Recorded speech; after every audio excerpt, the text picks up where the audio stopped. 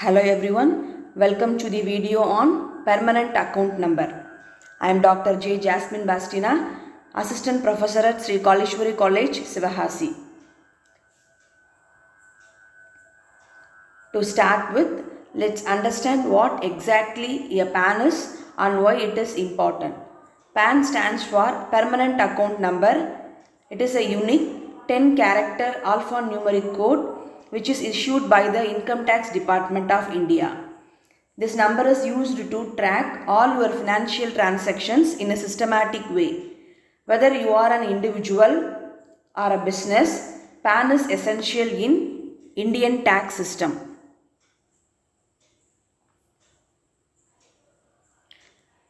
Now that we know what PAN is, let's take a closer look at the structure of the PAN number.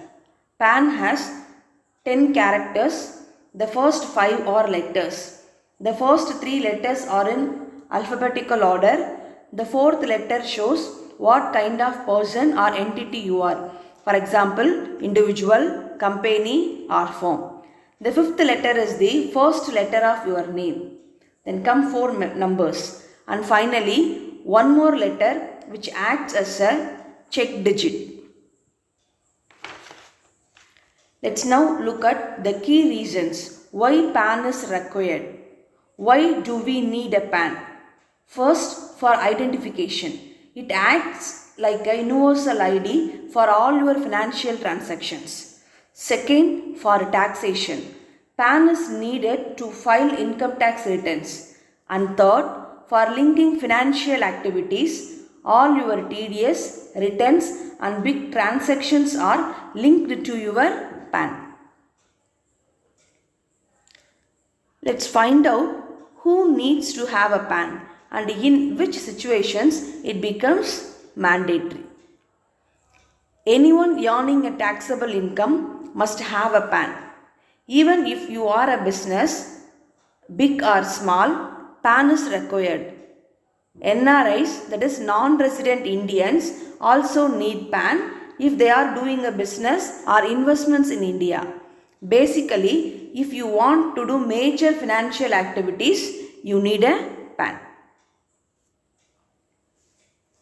Now let's explore some common and important uses of PAN in our day-to-day financial life.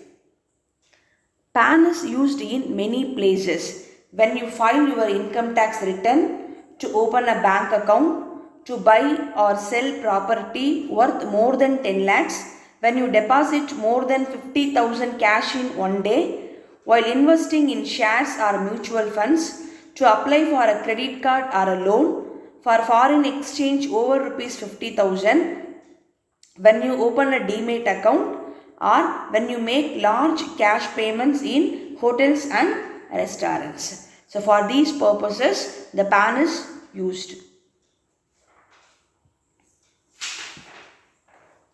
So how can someone apply for a PAN? Let's look at the application process. You can apply for a PAN through the NSDL websites. You can choose online or offline mode to apply a PAN. If you are a resident of India, use Form 49A to apply PAN card. If you are a non-resident, use Form 49AA to apply a permanent account number card. So to apply the permanent account number, the following documents are needed. Proof of identity, proof of address and proof of date of birth. Next we are going to discuss the difference between PAN and Aadhaar. PAN is mainly for tax and financial records. Aadhaar is biometric and it is used mostly for welfare and subsidy schemes. Now the government has made it mandatory to link your PAN with Aadhaar to keep it valid. So what happens if someone does not have a PAN or has not linked it with Aadhaar? Let's see the consequence. If you don't have a PAN, there are some problems. You may have to pay higher TDS, that is tax deducted at source. You cannot do major transactions without PAN card. banking services become harder, and if you don't link PAN with Aadhaar, it may become invalid. PAN is not just for Indian citizens. Let's see how it applies to non-residents and foreign investors. Even foreign citizens and NRIs need PAN if they want to invest in Indian securities, buy property in India, run a business, or even open a bank account. There are also some risks and legal issues related to PAN. Let's understand what they are. Sometimes PAN is misused. For example, someone might use your PAN for fraud. Also, having more than one PAN is illegal. If caught, there is a penalty of 10,000 under the section 272B of the Income Tax Act.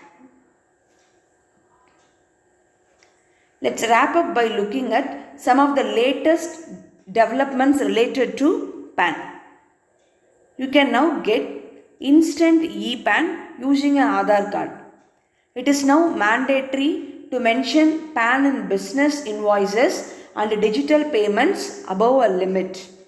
Linking PAN and Aadhaar is compulsory to reduce fake PANs and improve compliance. We have come to the end of the session. Hope you found it useful. I hope you now have a clear understanding of PAN and its importance. Thank you. Thank you for watching this video.